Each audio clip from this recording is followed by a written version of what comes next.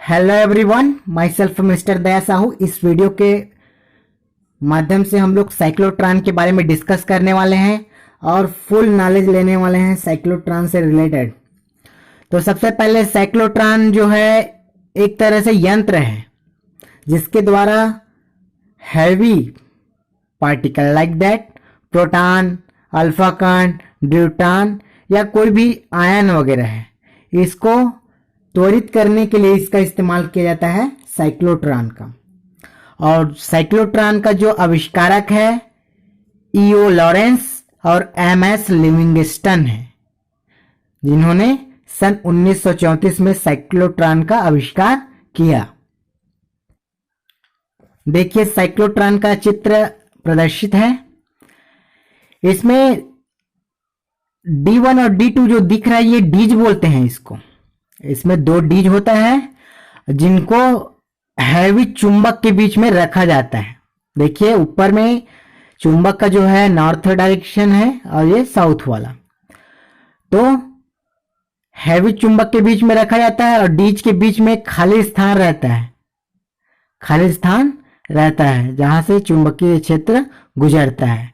इसको विद्युत दोलित्र इसमें कनेक्ट कर दिया जाता है। और देखिए जो चुंबकीय क्षेत्र के कारण जो विद्युत क्षेत्र जनरेट हो रहा है वो ऊपर की ओर मतलब एंटी क्लॉकवाइज राउंडेड कर रहा है। क्लियर है? और ये है हमारा टारगेट। तो चलिए इसके बारे में आगे हम लोग थ्योरी क्या हो जाएगा, यही इसका थ्योरी है। क्या थ्योरी? कि ये आयनों को त्वरित करता है, बस यही इसका थ्योरी में आ जाएगा। कार्यविधि देखते हैं इसका क्या है कार्यविधि।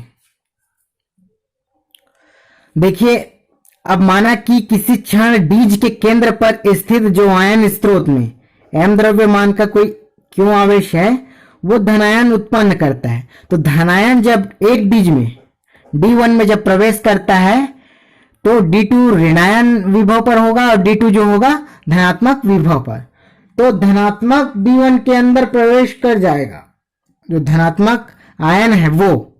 तो D1 के अंदर विद्युत क्षेत्र जो होगा शून्य हो जाएगा, क्योंकि खोखले चालक के अंदर विद्युत क्षेत्र शून्य होता है और धनायन जो वृत्तीय गति करने लग जाता है। देख लीजिए चित्र में भी देख लीजिए, अगर यहाँ पे प्रवेश कर जाता है तो इसके अंदर विद्युत क्षेत्र की जो होगा वो 0 हो जाएगा और ये अंदर में ही गमन करने लग जाएगा। माना कि धनात्मक जो धनायन वे चुंबकीय का परिणाम B है और वेग V हो, तो लॉरेंज बल बराबर होता है F = Q × E + V × V। लेकिन यहाँ पे विद्युत क्षेत्र क्या होगा, डीज के अंदर 0 होगा, तो ये हो जाएगा QVB, इक्वेशन फर्स्ट। किंतु अभिकेंद्र बल बराबर होता है बल बराबर mv²/r, इक्वेशन सेकेंड। केंद्र की ओर लगने वाले बल को अभिकेंद्र बल कहते हैं। तो देखिए समीकरण एक कर दो, दोनों बल है, बल एक दूसरे के बराबर हो जाएंगे।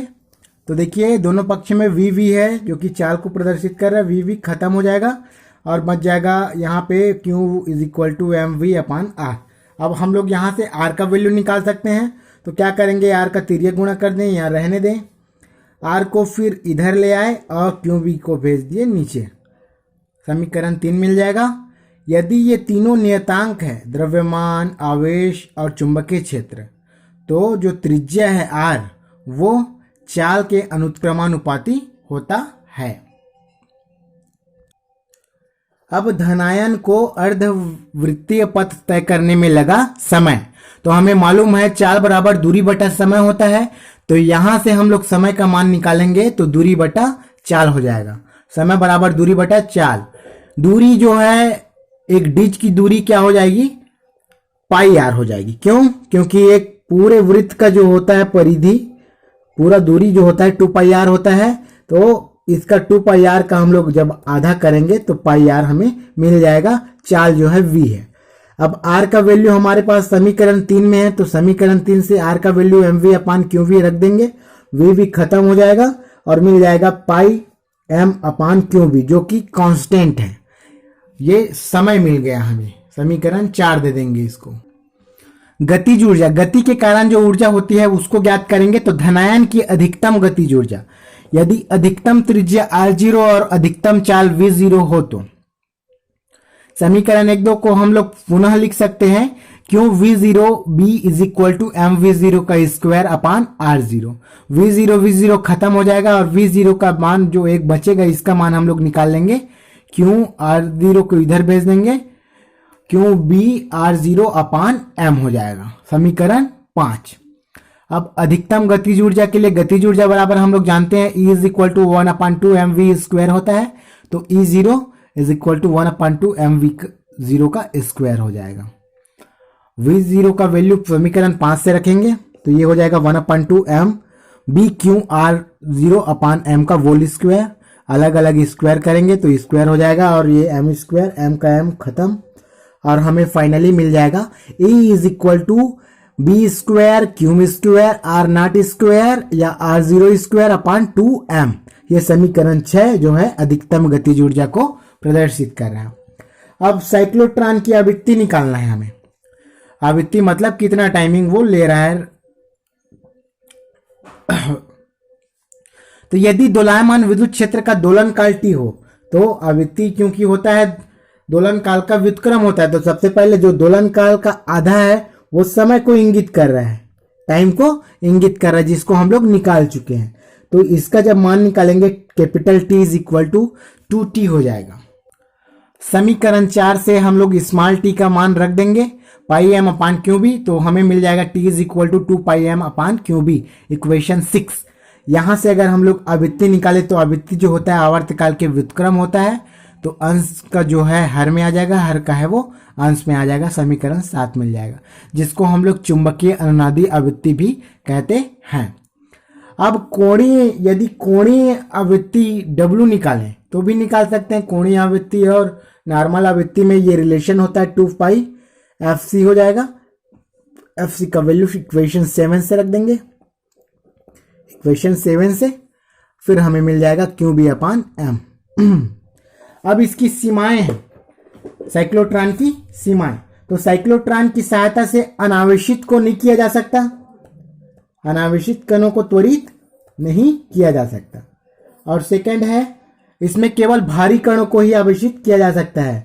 हल्के कण जैसे इलेक्ट्रॉन वगैरह है, इसको त्वरित नहीं किया जा सकता, इलेक्ट्रॉन को त्वरित नहीं किया जा सकता। तो ये इसकी सीमाएं हैं।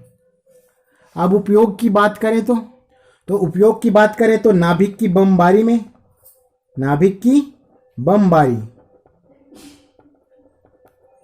रेडियो एक्टिविटी पदार्थ उत्पन्न करने में, रेडियो एक्टिविटी पदार्थ उत्पन्न करने में, और तीसरा जो हो जाएगा आपका पदार्थों को, नए पदार्थों को संश्लेषित करने में।